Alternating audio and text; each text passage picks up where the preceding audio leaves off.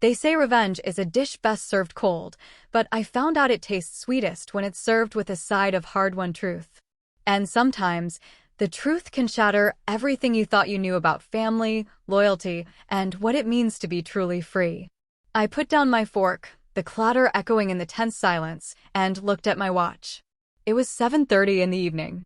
Exactly 5 years ago, almost to the minute, Barbara, stepped into this grand, imposing house with 2 suitcases and the naive hope of a happy old age, surrounded by loved ones. It's funny how accurately memory marks life's turning points, isn't it? "Grandma, you're looking at that old clock again," remarked Garrett, my then 13-year-old grandson, the only one in the family who sometimes noticed my small gestures and habits. "They tell the right time," I replied, a small smile playing on my lips, "unlike your electronic gizmos."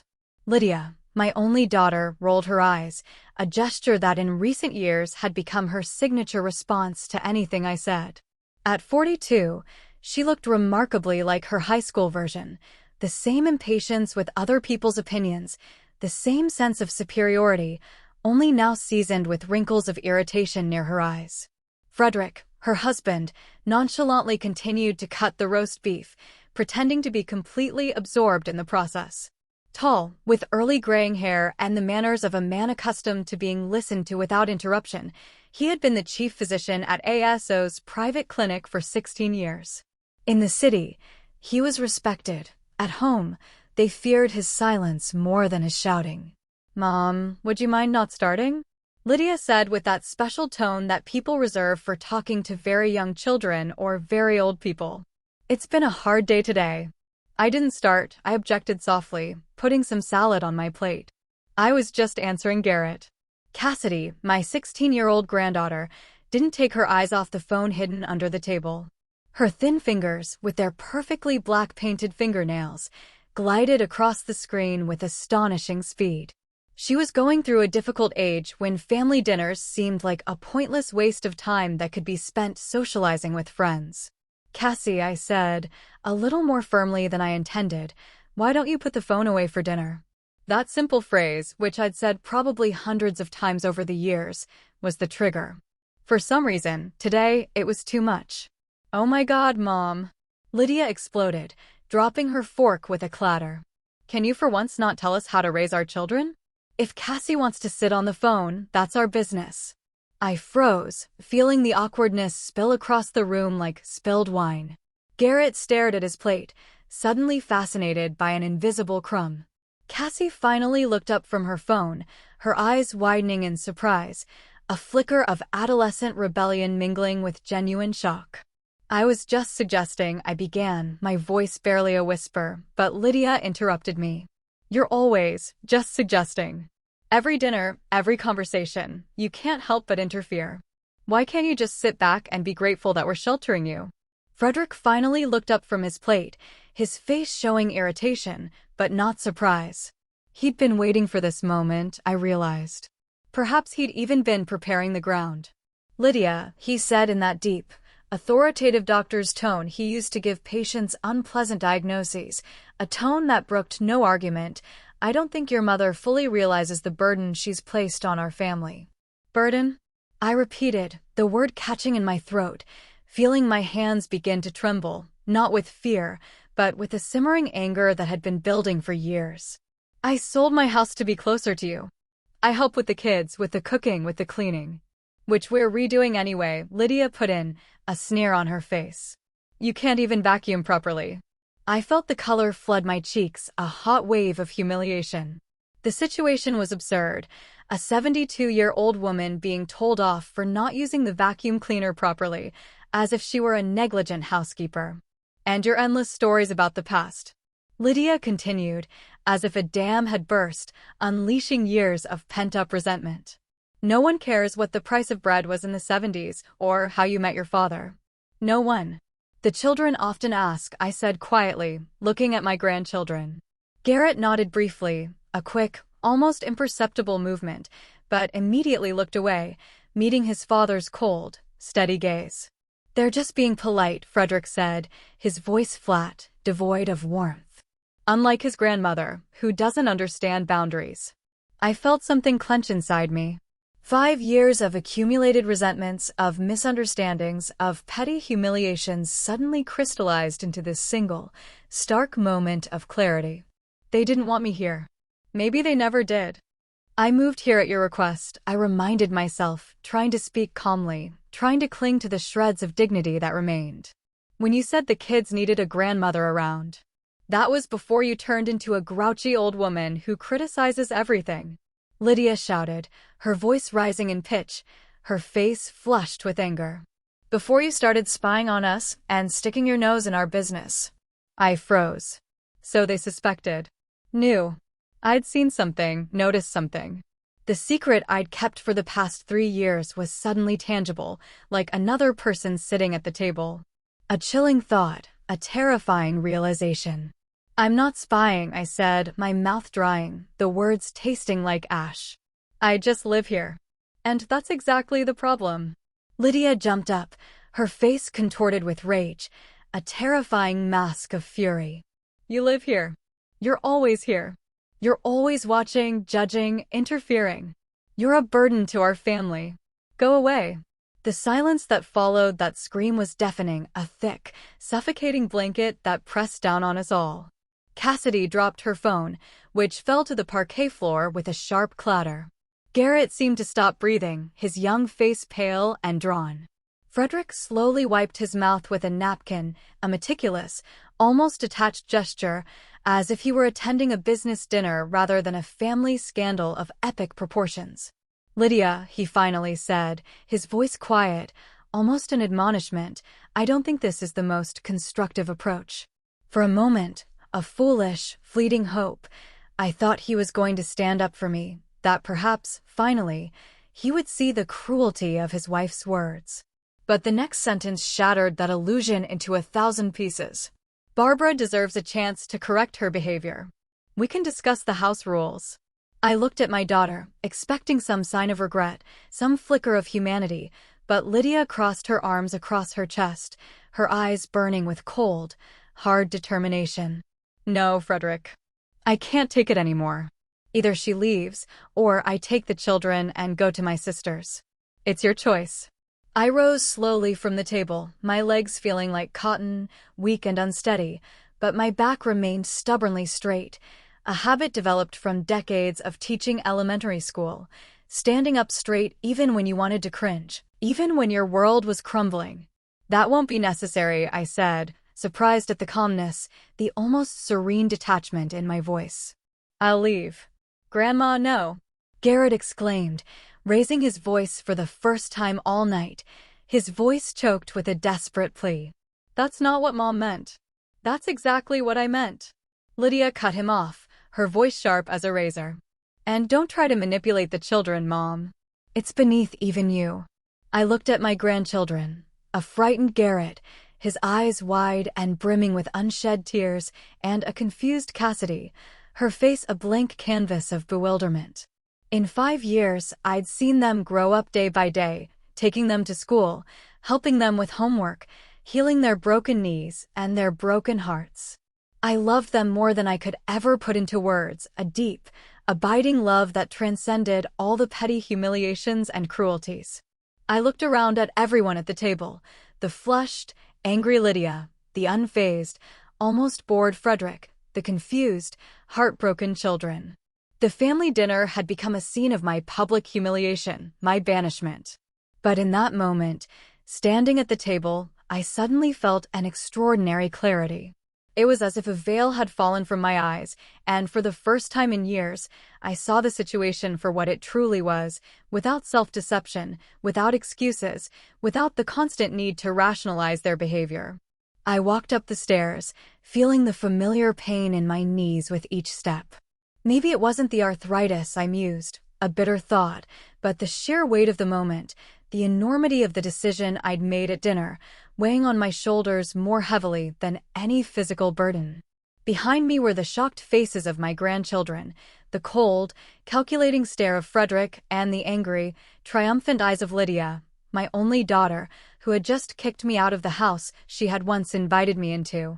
The small room that had served as my bedroom for the past 5 years greeted me with its usual austerity, A narrow bed, an old dresser, a desk I'd brought from my own home. The only thing I'd insisted on when I moved in. It was the desk where I used to check my notebooks when I was still teaching elementary school, where I used to write letters to my husband when he was away on business trips. Now it held only a framed picture of Garrett and Cassidy, taken 3 years ago at Christmas, before adolescents had made their smiles so rare and fleeting. I pulled a suitcase out from under the bed, the very same one I'd come here with 5 years ago. I remembered Lydia calling me after my father died, her voice seemingly full of concern, telling me the kids needed a grandmother nearby, that the big house was too empty for me alone, that ASO had the best schools for Garrett and Cassidy.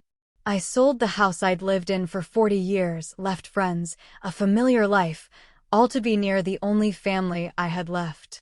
The first year was almost idyllic. I helped with the kids, cooked on weekends, told stories about what Lydia was like as a child. Frederick was polite, if not genuinely cordial. The children, not yet shackled by adolescent alienation, genuinely enjoyed my presence. We often played board games. I helped them with their homework, read books before bed. And then something changed. Unnoticeable at first, little remarks from Lydia about how I folded towels or chopped vegetables. Barely noticeable grimaces from Frederick when I told stories from the past. Gradually, the criticism became more and more overt. My space in the house was shrinking, physically and emotionally. I began to methodically put my clothes into my suitcase, trying to choose only the essentials. A light knock on the door interrupted my musings. Garrett stood on the doorstep, his usually cheerful face contorted with worry, his eyes wide and troubled. "Grandma," he said quietly, as if he was afraid his parents would hear him, "are you really leaving?" "I am, dear," I replied, continuing to put things away. Sometimes adults need space from each other. "But where are you going to go?" "It's almost 9 o'clock at night." I smiled, trying not to make the smile look strained or artificial. "I'm going to call Winifred. Remember? We went to her house for tea last fall. She has a big house on Maple Street." "That old lady with the cats?" Garrett wrinkled his nose, a fleeting moment of childlike distaste, but quickly corrected himself. "You mean your friend who gave us raisin cookies?" "That's right," I nodded, pulling a photo album from the shelf. "Winifred is my oldest friend. We went to college together. Mom said you could come back if you started." He hesitated, searching for words, his young brow furrowed. "Respect their boundaries." I suppressed a sigh. Typical Lydia, using a child as a go-between, putting her own terms in his mouth. "Honey," I walked over to my grandson and put my hands on his shoulders, my gaze holding his. "Some things are more complicated than they seem. Sometimes people need to break up to find their way back to each other. And sometimes, breaking up is just the end of the story." I didn't bother telling him that I wasn't going back, that his mother had crossed a line that couldn't be undone by apologies, that his father was involved in things a 13-year-old boy shouldn't know about. "Not yet." "Will you leave your number?" he asked, and there was such genuine concern in his voice that my heart squeezed with a familiar ache. "Sure." I wrote the number on a piece of paper and handed it to him. "Call me anytime. And give the same to Cassidy." At that moment, Lydia appeared in the doorway. Her face was tense, her eyes red, as if she'd been crying, but I knew my daughter. It was tears of rage, not remorse. "Garrett," she said with a chilling pressure in her voice, "it's time for you to do your homework." "But Mom, right now," she said in a tone that brooked no objection. Garrett gave me one last look, helpless, guilty, and left the room. Lydia gave me a cold, unwavering stare. "I hope you're not filling his head with stories about what a terrible mother I am." "I would never do that," I replied calmly, my voice steady, betraying none of the turmoil inside. "Unlike you, I don't use children in my games." Her face contorted, a mask of bitter resentment. "You never understood me," she exhaled, her voice barely a whisper. "Always thinking you knew better, always looked down on me." I shook my head, closing my suitcase, the click of the latches surprisingly loud in the strained silence. "No, Lydia. I've always looked at you with love, with concern, sometimes with bewilderment, but always with love. If you loved me," her voice trembled, on the verge of breaking, "you would respect my decisions, my family, my marriage." I looked at her clenched fists, at her knuckles white with tension. My little girl who once brought me dandelions picked in the park had turned into a woman kicking her mother out of the house. Love doesn't mean blindness, I said quietly, the words a stark truth. I see what's going on in this house. I see what you and Frederick are doing. Her eyes widened, a flicker of fear in them for a moment, a sudden, revealing crack in her facade of anger. But she pulled herself together quickly. I don't know what you mean, she said, her voice regaining its brittle defiance. If you're referring to the way we raise our children, you know exactly what I mean, I interrupted, raising my voice for the first time in a long time, the words charged with years of unspoken observations. The fake reports. The hidden side effects. About you and Frederick putting people in danger for money and reputation. Lydia went pale. Her hand instinctively went to her throat, a gesture she'd done since childhood when she was afraid or nervous. You're delusional, she said, but her voice sounded uncertain, shaky, devoid of its usual conviction. Old age fantasies. Then why are you so desperate for me to leave? I asked, picking up my suitcase, the weight of it surprisingly comforting. Why now, when the clinical trials are almost complete? She took a step back, as if I were contagious, a carrier of some unseen disease. Get out, she whispered, her voice barely audible, laced with a venomous urgency. Just get out of my house. I walked past her, feeling strangely calm, a profound sense of peace settling over me. 5 years I'd lived in fear of losing the last link to my family. 5 years I'd kept quiet about what I knew. Now that the choice had been made for me, I felt not grief, but a profound, almost exhilarating relief. Frederick was waiting for me on the stairs, tall, trim, with a perfectly ironed shirt and impeccable posture. A model head of household and a respected doctor. No one would have guessed that this man methodically falsifies the results of drug trials, results that could cost the lives of dozens, if not hundreds, of patients. Let me help you with your suitcase, he said with fake politeness, extending his hand. I handed him the suitcase and started down the stairs, holding onto the railing. My knees reminded me of themselves again, a dull ache, but I didn't let myself show weakness. Downstairs, in the hallway, Cassidy was standing there, her eyes red, swollen. She had actually been crying, unlike her mother. Her cell phone, usually glued to her hands, lay forgotten on the console by the entrance. Grandma, she said softly, her voice thick with unshed tears, I'm going to miss you. I hugged her, breathing in the comforting smell of the apple-scented shampoo she'd used since she was a little girl. I will too, sweetheart. But we'll see each other, I promise. Cassidy. Lydia's voice, sharp and imperious, came from upstairs. Go to your room. But Mom, now Cassidy flinched, gave me one last glance, a silent plea in her eyes, and slowly made her way up the stairs. I heard the door of her room slam upstairs. Frederick opened the front door and stepped out onto the porch.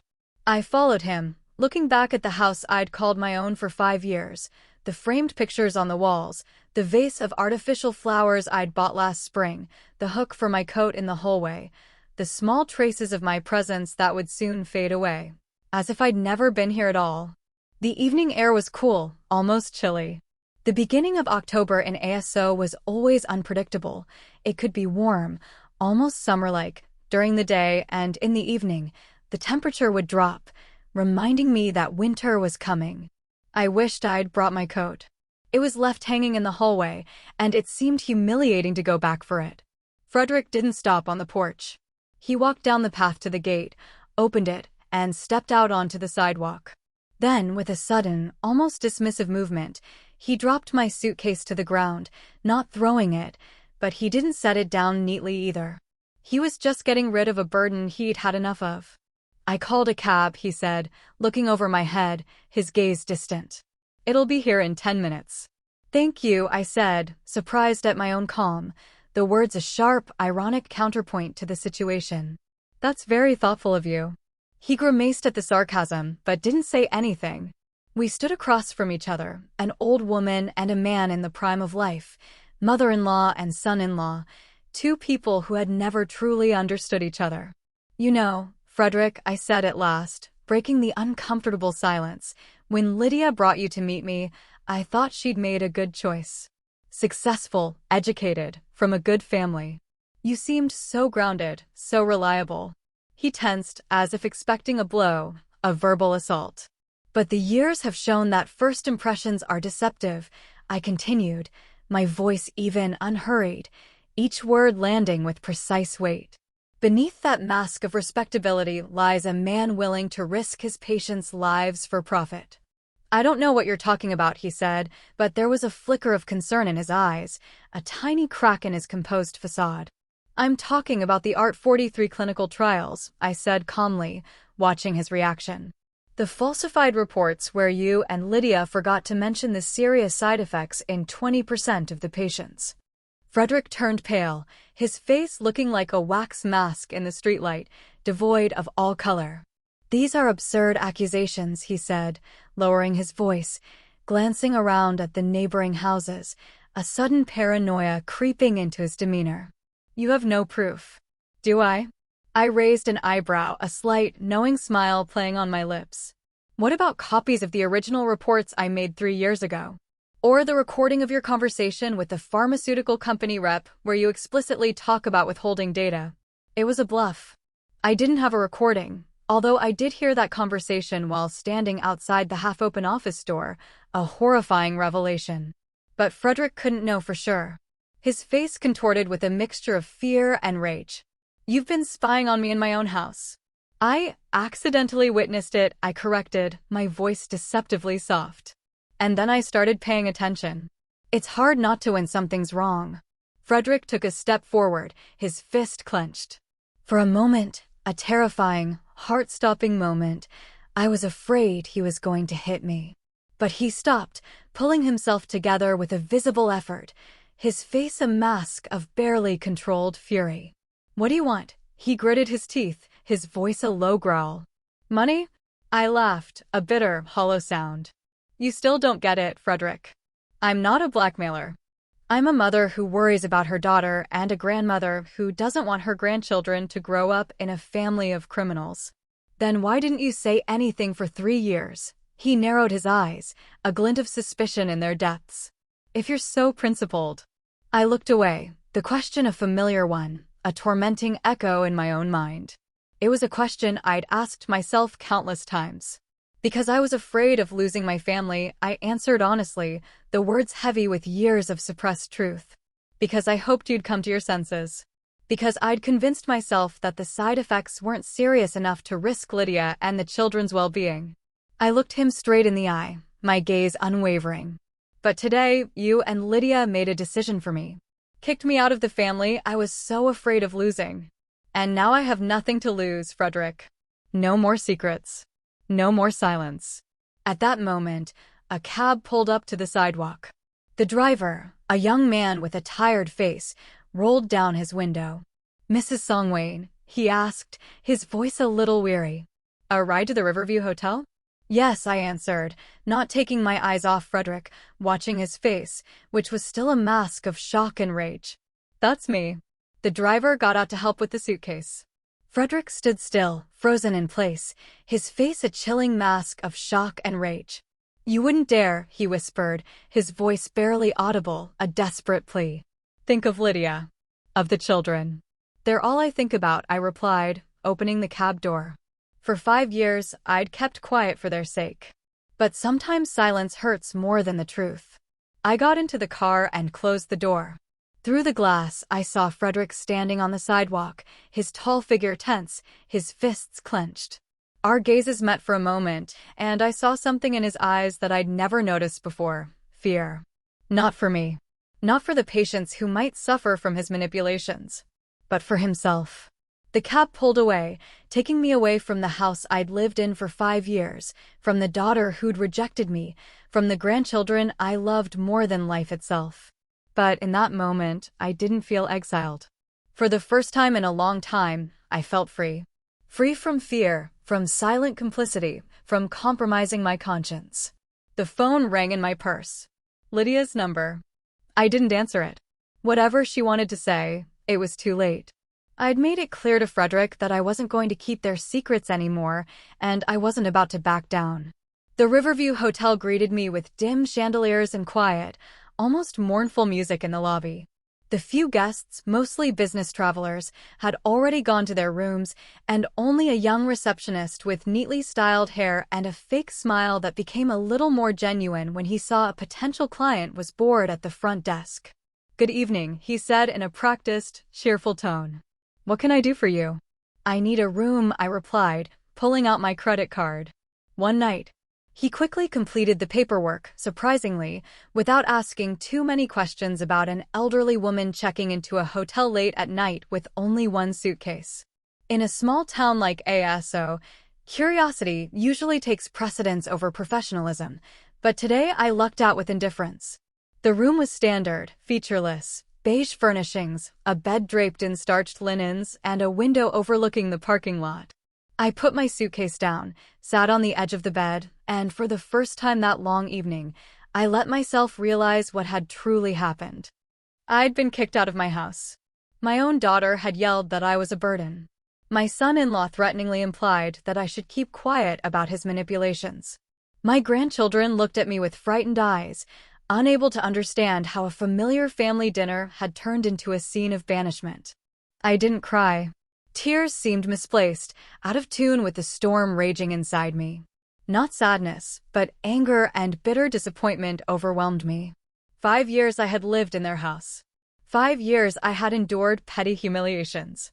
5 years I had kept silent about the things that would ruin their lives. And still, I found myself thrown out on the street like an unwanted thing. The phone in my bag vibrated, the third time in the last hour. I pulled it out and saw a message from Lydia. "I hope you realize what you've done. It's too late to apologize now." I grinned bitterly. Typical Lydia. Even now, she was shifting the blame onto me. Even now, when she literally kicked me out the door, I was supposed to feel guilty. Next came a text from Garrett. "Grandma, are you okay? Mom said you said something stupid." My heart clenched. Poor boy, caught up in adult drama he couldn't possibly comprehend. I quickly replied, "I'm fine, honey. Don't worry about me. Focus on your studies and be a good brother to Cassidy." A minute later, the phone vibrated again. "When are you coming back?" I stared at those 3 words, not knowing what to answer. The truth never seemed too cruel for a 13-year-old. The lie I knew would soon be dishonest, a betrayal of the fragile trust we shared. Finally, I wrote, "Let's talk about this later. Right now, you'd better not text me until your parents calm down." After a short, "okay," the texting stopped. I put my phone down and rubbed my temples. The headache that had started at dinner was getting worse. I had to decide what to do next. The clock read almost 11 p.m. too late to call Winifred. But I knew my old friend wouldn't take offense to a call at midnight, given the circumstances. I dialed her number, and she answered after the second beep, as if she'd been sitting by the phone, waiting for a call. "Barbara?" Her voice, roughened from age and decades of smoking, a habit she'd only kicked 5 years ago, sounded worried. "What's wrong? You never call this late." I took a deep breath and told her everything: the scandal at dinner, Lydia's harsh words, Frederick's cold, calculating reaction, how I'd ended up in a hotel with one suitcase at 72. "That pompous turkey and your arrogant daughter put you out on the street." Winifred was indignant after my story. "Barbara, darling, why didn't you call at once? I would have come for you." "It was late," I answered, "and I needed time to think." "What's there to think about?" she snorted, her voice full of fierce loyalty. "You're moving in with me tomorrow. I have 4 bedrooms and only 1 cat. There's plenty of room for everyone." I smiled sincerely for the first time that evening. Winifred had always been like that, opinionated, decisive, unflinchingly direct. That's why I'd loved her ever since I'd met her on the first day of college, almost 50 years ago. "Are you sure?" I asked, a lingering doubt in my voice. "This could be a long time coming." "I hope it's forever," she cut me off, her voice firm. "I've been asking you to move in with me for 3 years now instead of serving that ungrateful family. You finally made the right decision, albeit forced." We agreed that she would pick me up at the hotel at 10 o'clock in the morning. After the conversation, I felt the tension release a little. At least I had a plan for tomorrow and a roof over my head for the foreseeable future. I took a shower, trying to wash away not so much the physical fatigue, but the emotional sludge of the day, the grime of humiliation and betrayal. Lying in the unfamiliar bed, I couldn't sleep for a long time, replaying the events of the evening over and over in my head, imagining alternate scenarios where I said something different, where Lydia didn't explode, where Frederick stood up for me. But the reality was stark and unyielding. My own daughter had kicked me out of the house, and now I was to start a new life at 72. The morning greeted me with sunlight streaming through the loose curtains and the sound of cars pulling up to the hotel. I'd slept longer than usual, almost 9 o'clock, but I still felt wrecked, as if I'd been run over by a truck. My headache had subsided, but it was replaced by a feeling of emptiness and unreality, a quiet void. I packed my things, went down to the lobby, and paid for my room. Then I went outside and sat on a bench in front of the hotel, enjoying the crisp October sun. ASO looked peaceful and sleepy, a small town where everyone knows everyone else, where news spreads at the speed of wildfire, where reputations are built over decades and destroyed in a single day. At exactly 10 o'clock, Winifred's silver Volvo pulled up to the hotel, the car she'd affectionately called my latest folly after she'd bought it for her 70th birthday, ignoring her son's exhortations that at her age it was time to stop driving. Winifred got out of the car, a tall, statuesque woman with short gray hair and bright lipstick on her lips. The years had hardly bent her back, though the wrinkles on her face had deepened and her gait was less springy. At 75, she still looked like a woman best not argued with. "Barbara," she opened her arms, and I stepped gratefully into them, feeling a warmth I hadn't realized I craved. "My dear, how angry I am with your daughter." "Don't waste your energy on it," I smiled tiredly, the effort visible. "What's done is done." She snorted, a characteristic sound of dismissal, but didn't argue. Instead, she picked up my suitcase and headed toward the trunk. "I have the blue room ready for you," she said as we pulled into the driveway of her beautiful home. "The one that faces the garden. Remember how you always said it was the most beautiful room in the house?" I nodded, feeling a lump in my throat. Winifred wasn't just offering me a roof over my head. She was trying to make me happy, to ease my transition into this new, unexpected reality. "Thank you," I said softly, my voice thick with emotion, "for everything." She gave me a quick look of understanding and sympathy. "There's nothing to thank for, sweetheart. Remember how you helped me after Gerald died? I thought I wasn't going to make it through the year, but you came every weekend, cooked dinner, made me leave the house. You kept me from drowning in grief. Now it's my turn." Winifred's house stood on Maple Street, a quiet street in the older part of ASO where Victorian mansions neighbored more modern buildings. Her house was of the former category, a 3-story structure with a mansard, a wide porch, and a manicured garden. Gerald, her late husband, was a successful architect, and the house reflected his exquisite taste, elegant, spacious, but never ostentatious. Inside, we were greeted by Oscar, an old gray cat who perched on the windowsill in the hall like the master of the house. He stretched lazily as we entered, but did not deign to come down to greet us. "Don't mind him," Winifred waved her hand dismissively. "He thinks of himself as emperor and us as his servants." She led me through the hall to the parlor, a spacious room with high ceilings and large windows. Antique furniture was juxtaposed with modern decor.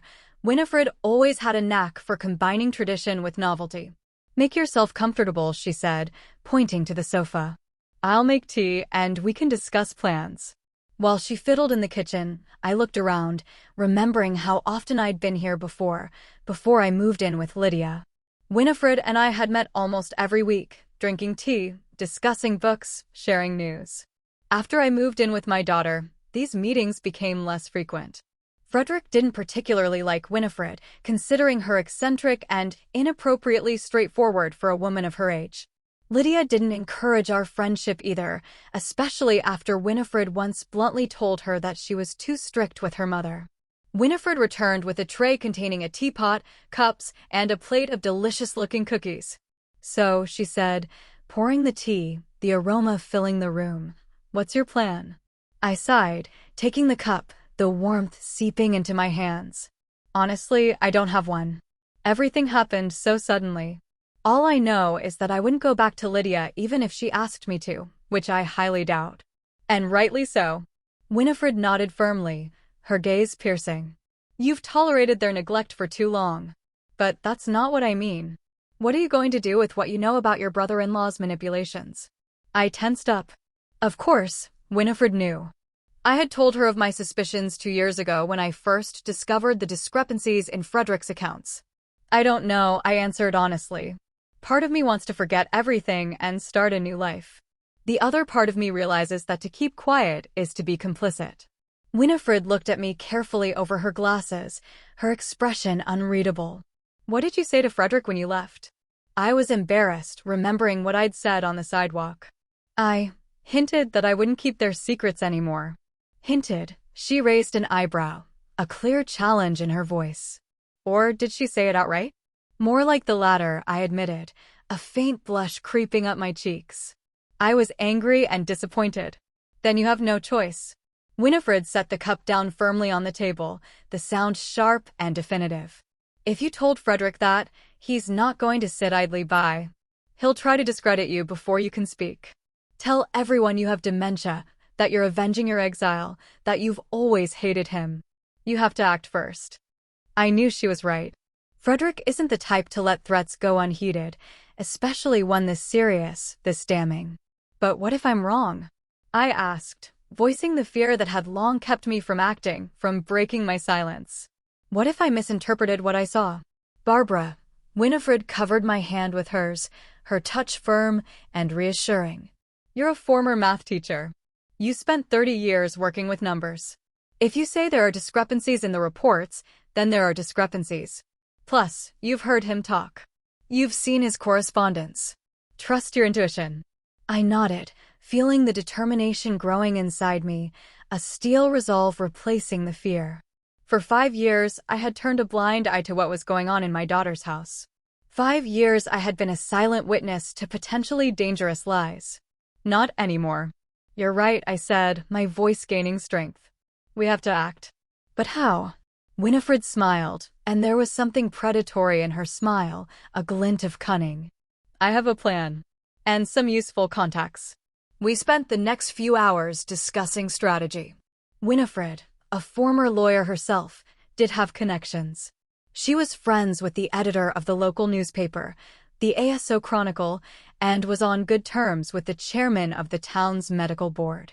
Plus, her son, Marcus, worked at a prestigious law firm in a neighboring town and could provide invaluable professional advice.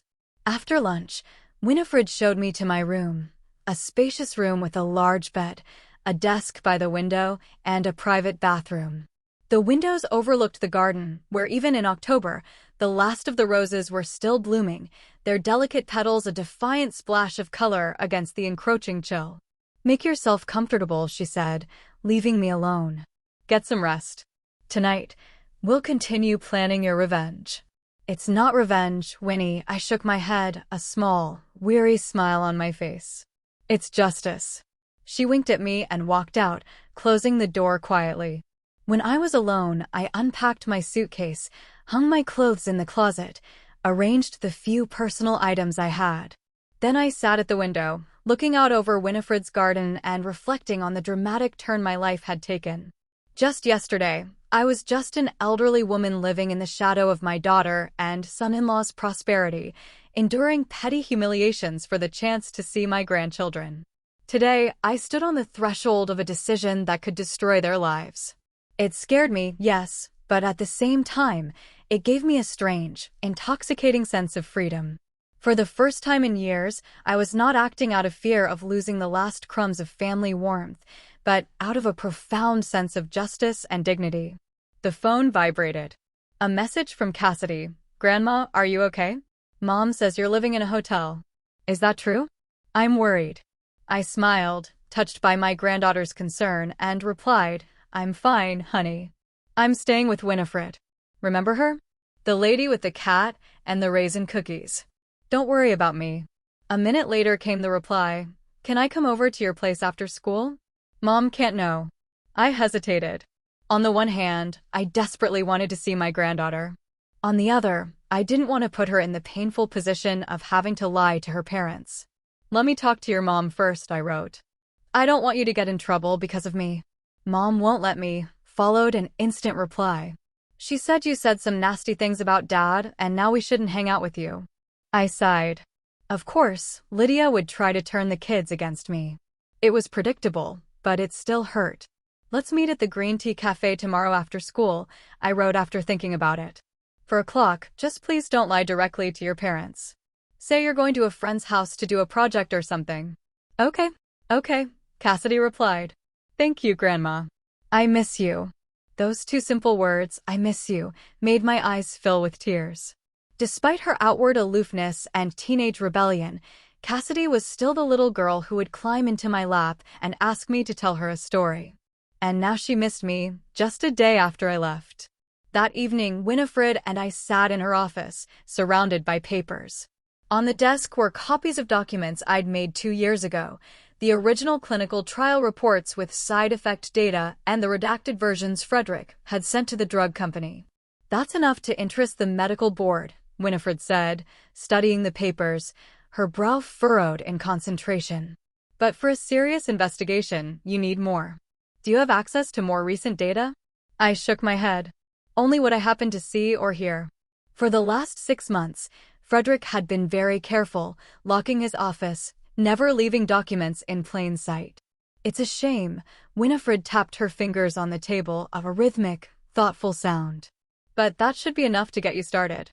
Tomorrow, I'll call Jeremy, the chairman of the medical board, and ask for a meeting. And then I'll contact Helena at the Chronicle. She loves breaking stories." "Are you sure it's a good idea to involve the press?" I asked hesitantly, a fresh wave of anxiety washing over me. "It could hurt the children." Winifred sighed, a long, weary sound. "Barbara, darling, you're too kind. But think about it. If your brother-in-law is really falsifying data about the side effects of a drug that's about to go on the market, we're talking about people's health and even lives. This isn't a domestic dispute. It's a crime." I knew she was right. Silence in this case made me an accomplice. But the thought of being the cause of a public scandal that would affect my grandchildren was almost physically painful. "Let's try the official route first," I suggested, trying to find a compromise, a less destructive path. "A medical board, perhaps a pharmaceutical company. If that doesn't work, then we'll go to the press." Winifred nodded, though it was clear she would have preferred a more aggressive approach, a swift and decisive blow. "All right. But don't forget, Frederick won't sit idly by. Once he realizes you're really going to expose the truth, he's going to start defending himself. And defenses can get very messy."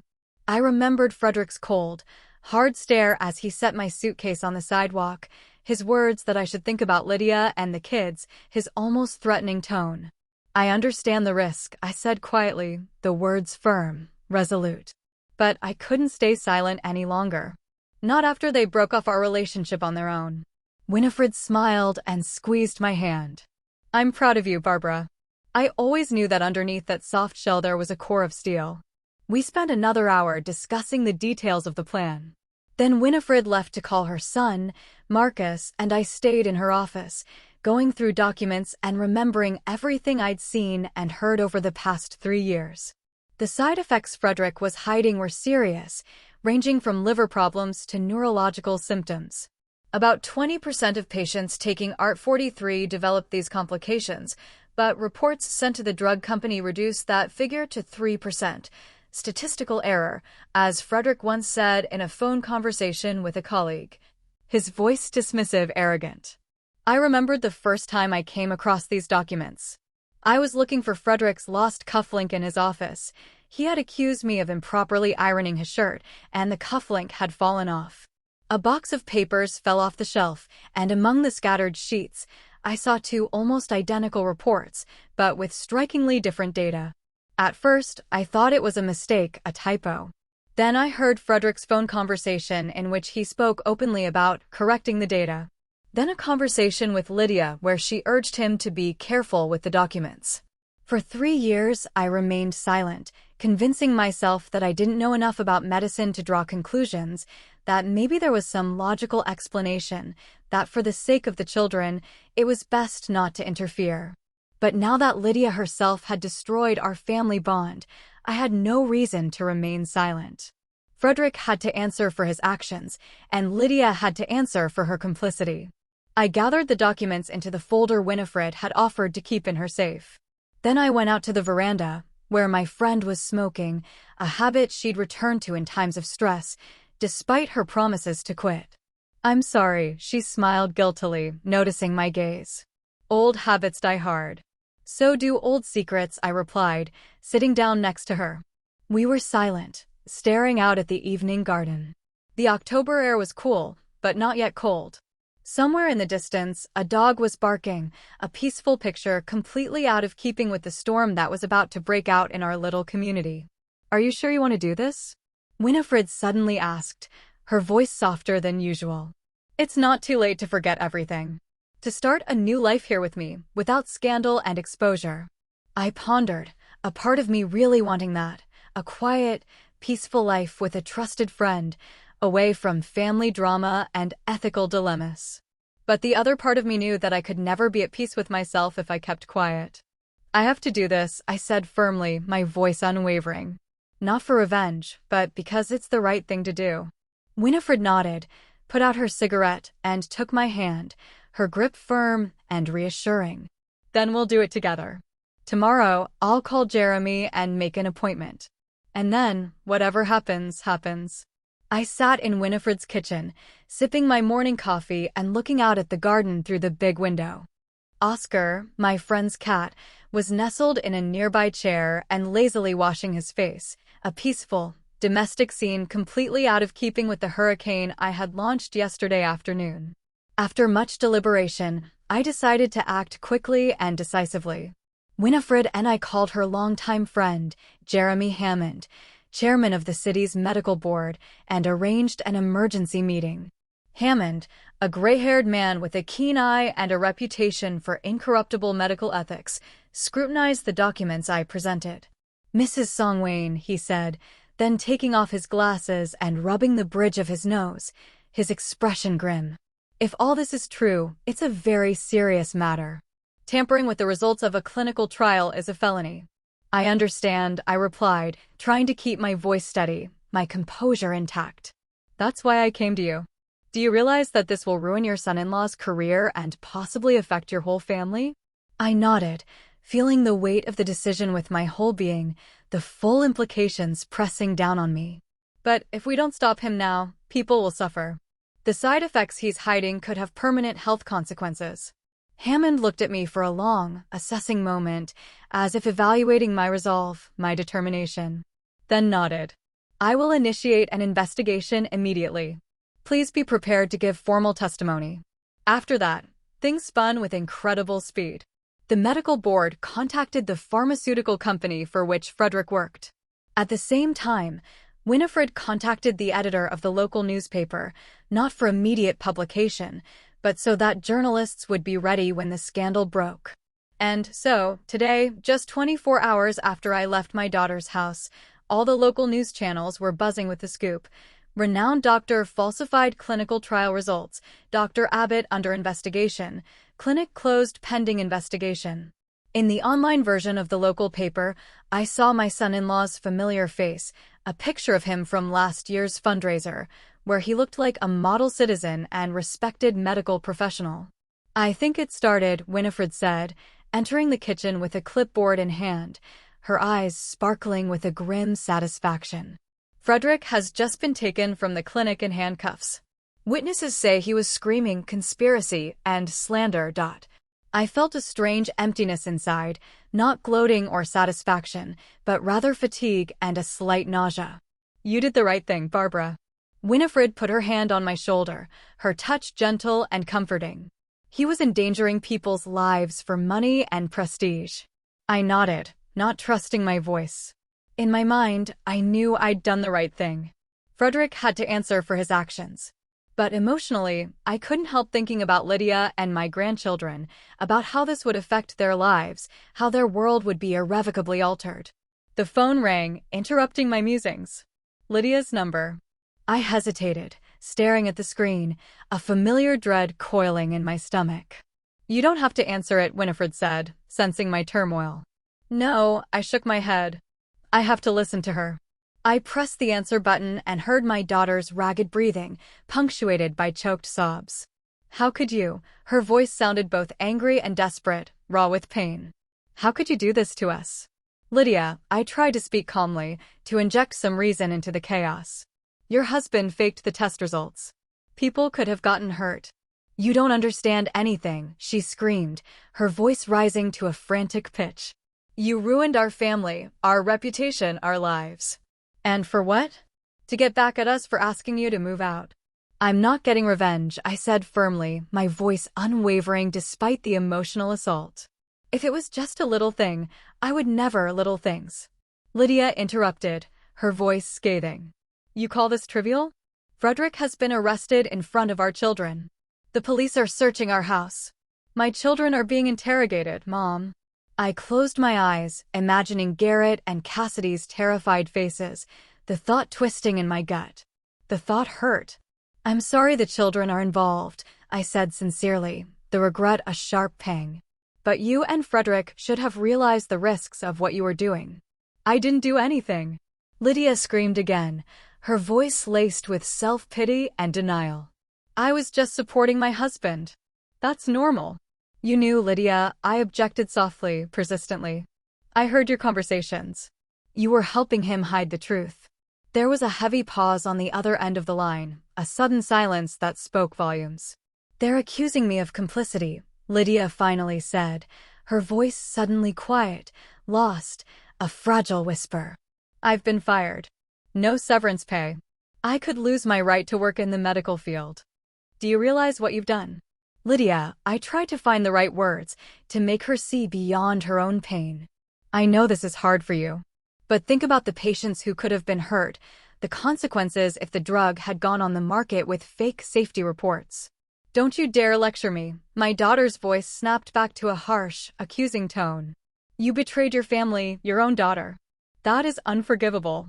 And you kicked your mother out of the house, I said quietly, the words a gentle counterpoint, a stark reminder of her own actions.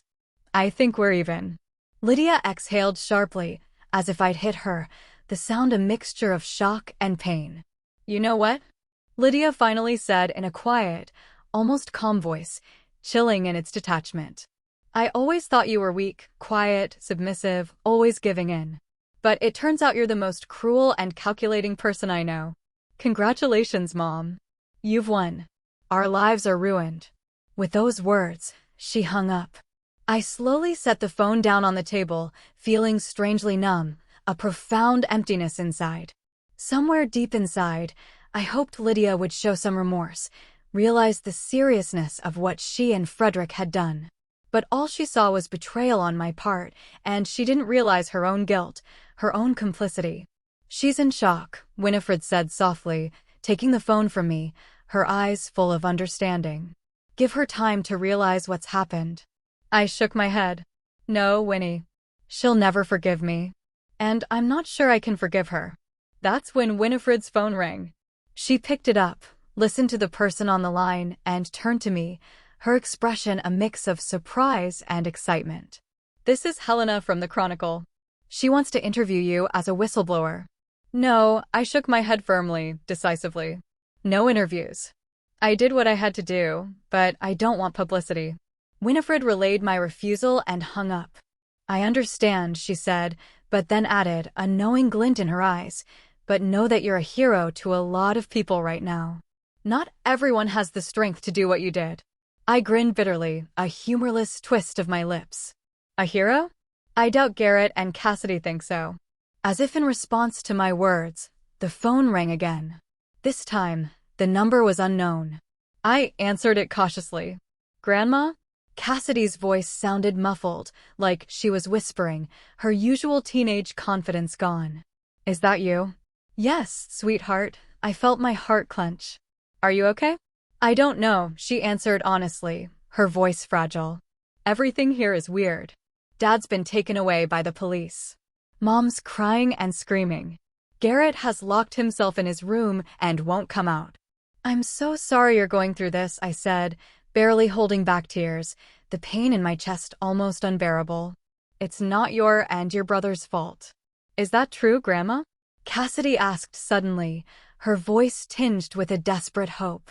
What they say about Dad, that he falsified some medical reports.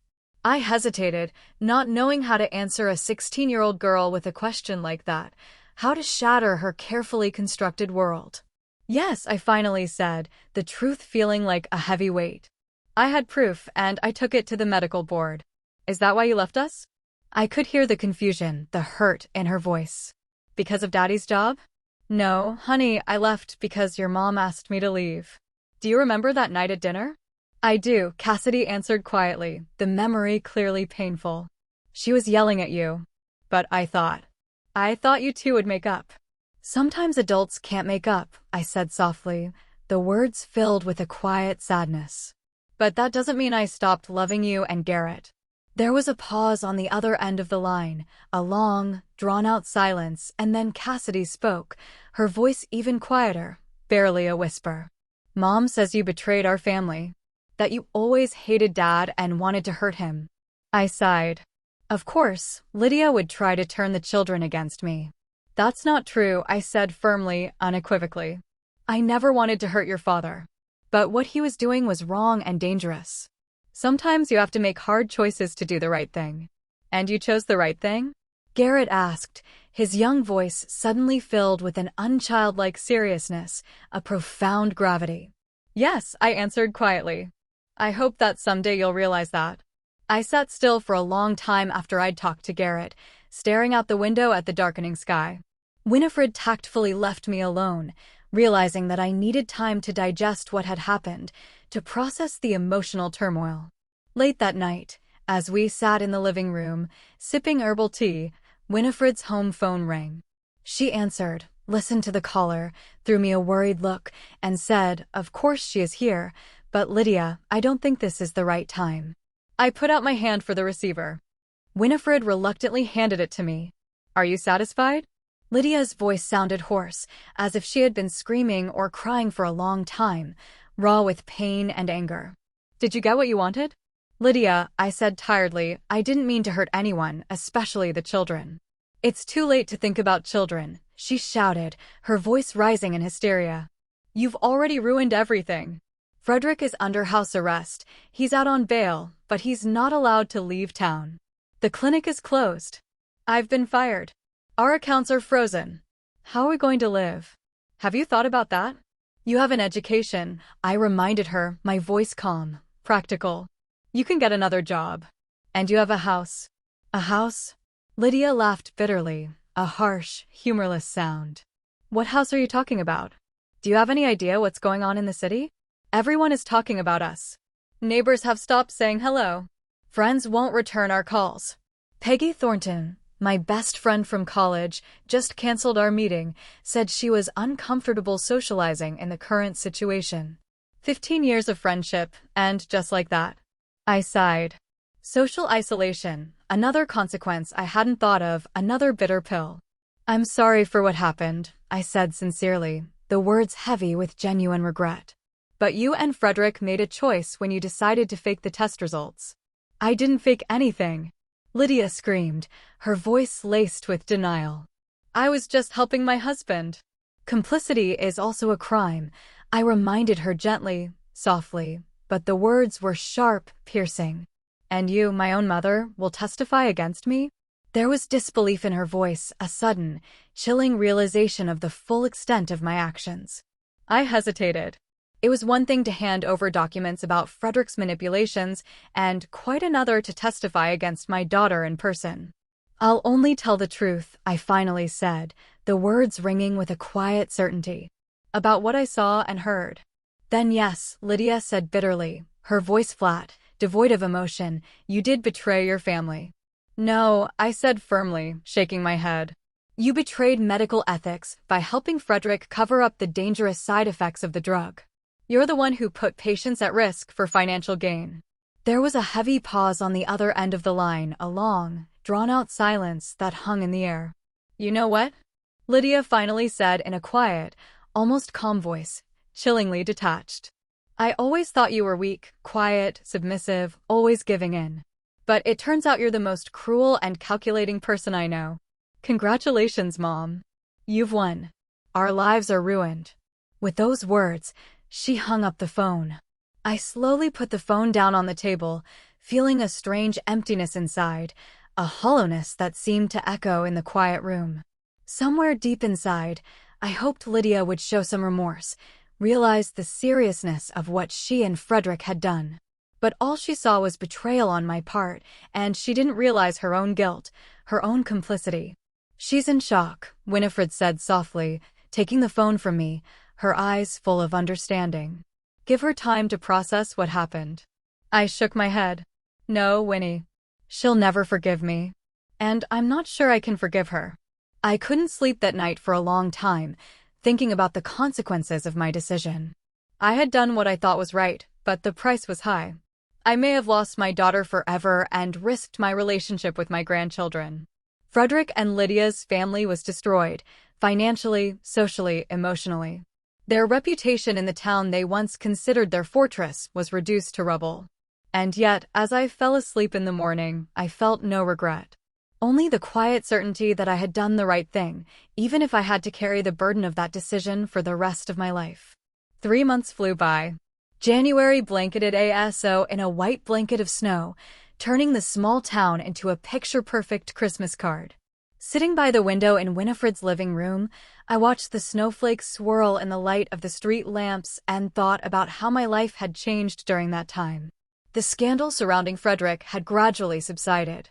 The first stormy weeks, when his name had been on the front page of the local newspapers, had been replaced by a calmer, but no less thorough investigation. The pharmaceutical company canceled all contracts with him and initiated its own review. His medical license remained suspended, his clinic closed. Most of the patients involved in the trials filed a class action lawsuit. Lydia lost her job as clinic administrator, and as far as I knew from Garrett, was trying to find a new one, but the reputation of being the wife of a fraudulent doctor closed many doors in front of her. The family's financial situation was becoming increasingly precarious. They had already sold one of their cars and fired the housekeeper. I watched all of this with mixed feelings. On the one hand, I didn't feel any gloating or satisfaction at their woes. On the other, I realized that the consequences were inevitable and deserved. Frederick and Lydia had made a choice when they decided to fake research results, and now they were paying for it. What's on your mind? Winifred entered the living room with 2 steaming cups of hot chocolate, the rich aroma filling the air. Family matters again? I gratefully accepted the cup and nodded. Today is Garrett's 14th birthday. I sent a gift by courier, but I'm not sure Lydia will let him accept it. Winifred snorted, settling into the chair opposite.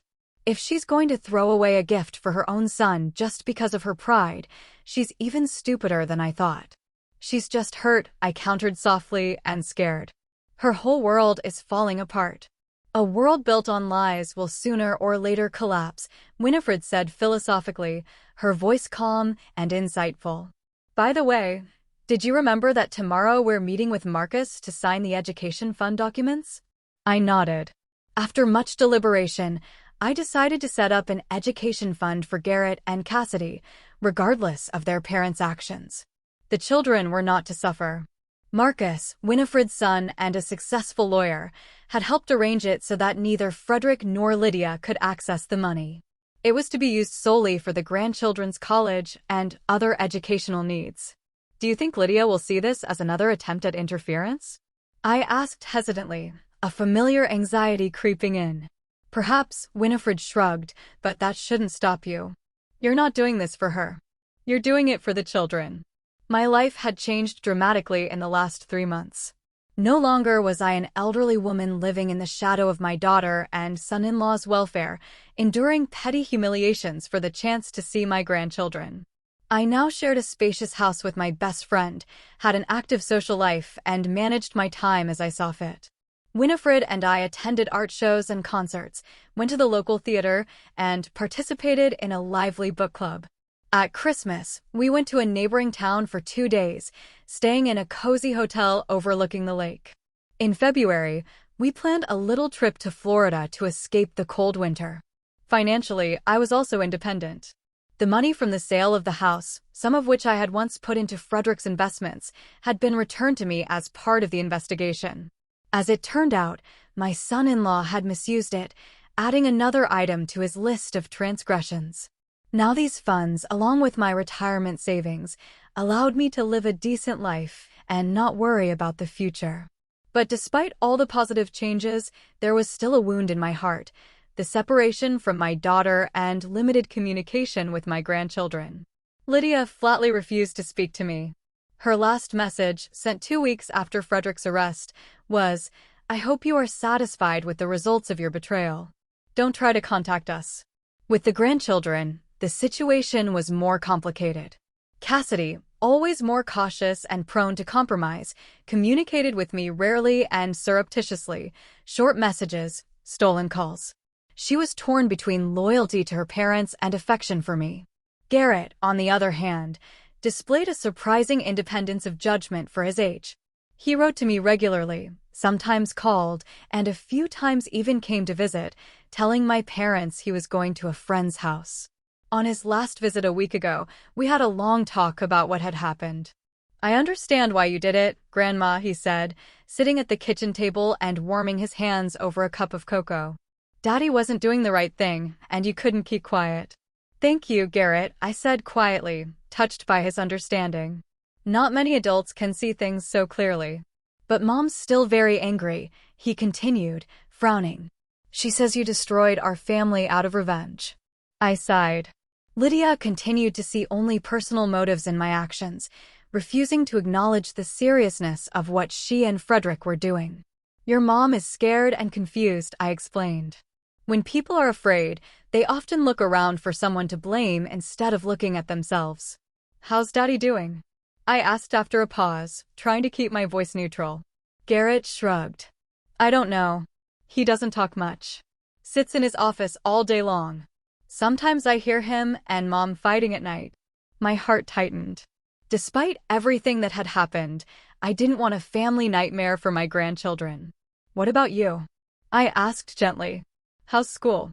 "Fine," he tried to smile, but it was a strange smile, forced and brittle. It was hard at first. Everyone was talking about Dad, pointing fingers. "But it's better now. I have friends who don't mind it."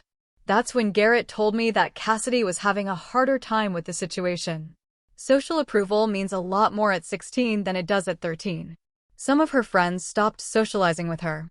Her boyfriend broke off the relationship. She began to do worse in school, cried often, and hardly ever left her room. I took all this news with mixed feelings. I didn't want the children to suffer, but I realized that my actions were necessary. Frederick couldn't continue to endanger the patients, and I couldn't remain a silent accomplice. The doorbell rang, snapping me out of my musings. Winifred, who was reading a book in the chair across the hall, raised her eyebrows in surprise. "Are you expecting someone?" I shook my head and went to open the door. To my amazement, Lydia stood on the threshold, pale, gaunt, with dark circles under her eyes, her usually impeccable appearance now disheveled. "May I come in?" she asked, not looking me in the eye. "We need to talk." I stepped back silently, letting her into the house. Lydia came in, looking around wearily, as if she expected a trick, a trap. When she saw Winifred, she tensed even more. "Perhaps we had better talk in private," I asked, turning to my daughter. Lydia nodded. Winifred rose understandingly, and with a reassuring glance at me, left the room. "Have a seat," I pointed to the couch.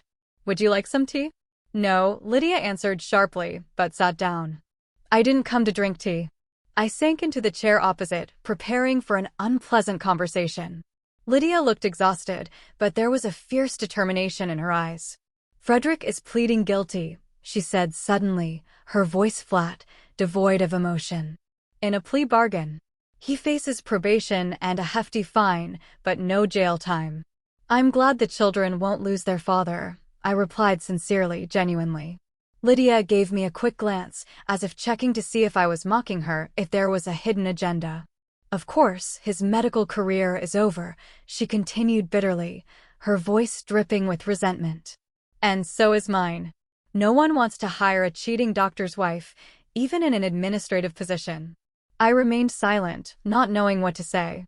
Any expression of sympathy might have sounded fake, given my undeniable role in their current situation. You must be happy, Lydia said defiantly, her gaze challenging. You got what you wanted. Ruined our lives. I never wanted to ruin your life, I replied quietly, steadily. I wanted to stop a dangerous practice that could hurt people. And for that you betrayed your own family. There was an old, familiar resentment in her voice, bubbling to the surface. No, Lydia, I said firmly. I didn't betray my family. I did what any responsible citizen should do. What you and Frederick did wasn't just unethical. It was a crime. Lydia looked away, her shoulders slumping slightly, a subtle hint of vulnerability. I didn't know everything, she said quietly, her voice almost a whisper. Frederick didn't fill me in on the details. I was just helping with the paperwork. You knew enough, I said softly, but insistently, firmly. I'd heard your conversations. I saw you helping to edit the reports. I trusted my husband, she exclaimed with sudden fury, her voice rising. Is that a crime? He said everything was under control, that it was standard practice in research, that the side effects were negligible. And you believe that? I asked, looking her straight in the eye, trying to pierce through her denial. Even when you saw the actual numbers? Even when you heard about patients with serious complications? Lydia didn't answer, averting her gaze, unable to meet my eyes. In her silence, I saw the answer, clearer than any words. Why did you come, Lydia? I asked after a pause, the question hanging in the air. She took a deep breath, as if gathering her strength, preparing for a difficult confession. Garrett wants to live with you, she said at last, her voice barely audible. He said so yesterday. He said that if we didn't let him see you, he'd still sneak over. I was stunned. Yes, Garrett had shown affection for me, but I'd never imagined he'd take such a drastic step, make such a bold declaration. He's just a kid, I said carefully, trying to rationalize it, to find a simpler explanation. Maybe it's just an emotional reaction to stress. No, Lydia shook her head, her gaze steady, resolute. He's serious. He's gathered information about the rights of minors, about how the foster care system works.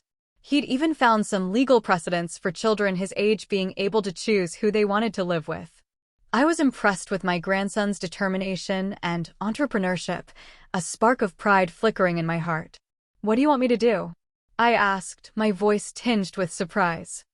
I want you to talk him out of it, Lydia answered, looking me straight in the eye for the first time in the whole conversation, her desperation palpable. Tell him you can't accept him, that you don't have the conditions. Anything. But that's not true, I countered, my voice firm. I do have conditions. And a desire to see my grandchildren. I've always said so.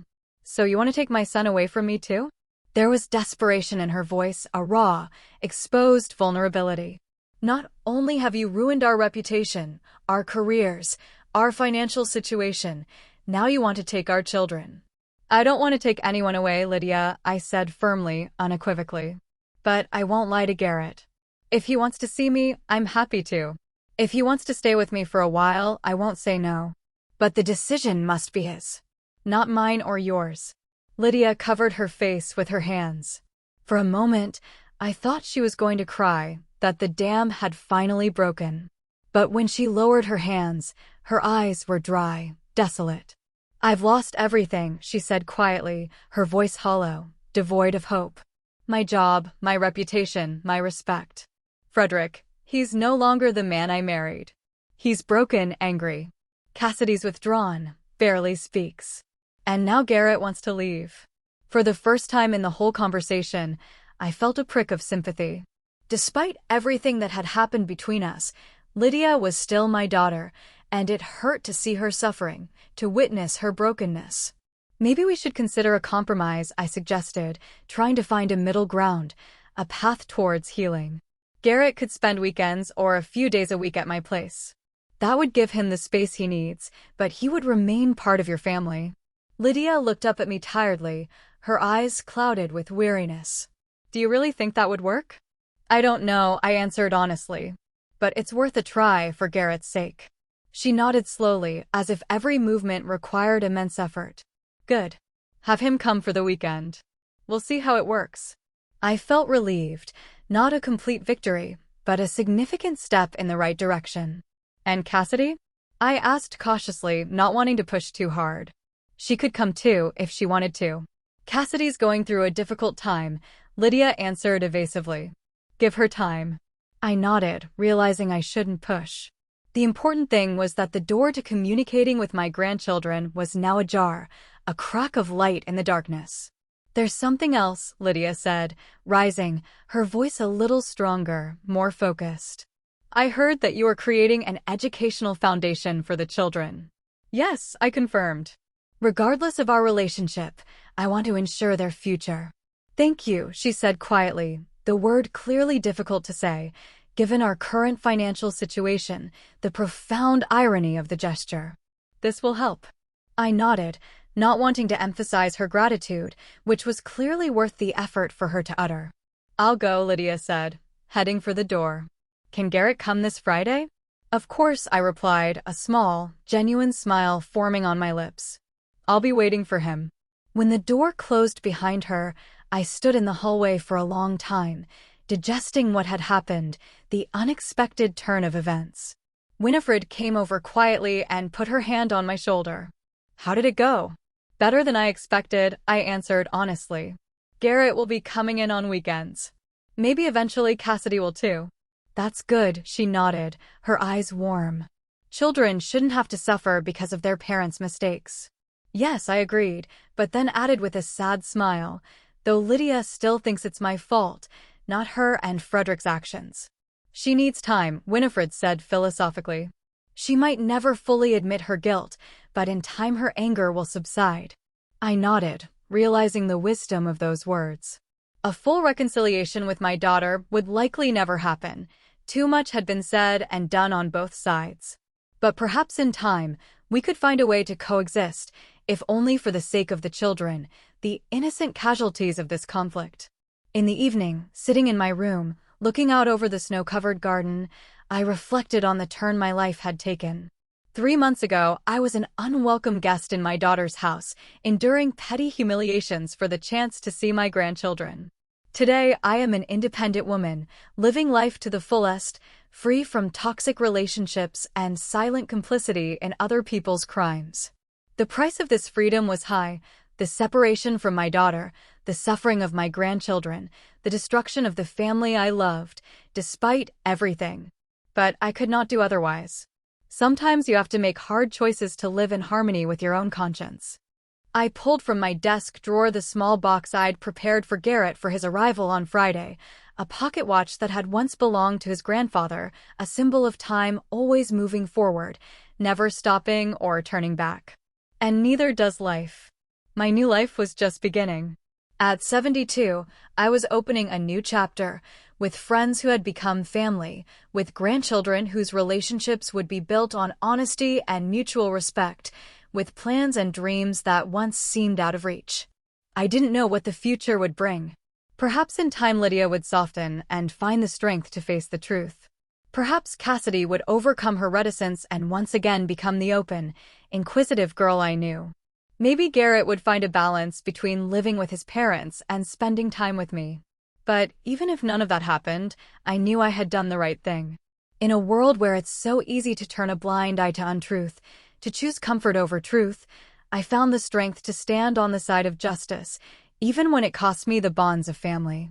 And in that decision, in that ability to stay true to myself even in the face of loss, I found the satisfaction and dignity that years of acquiescence and self-deception could not give.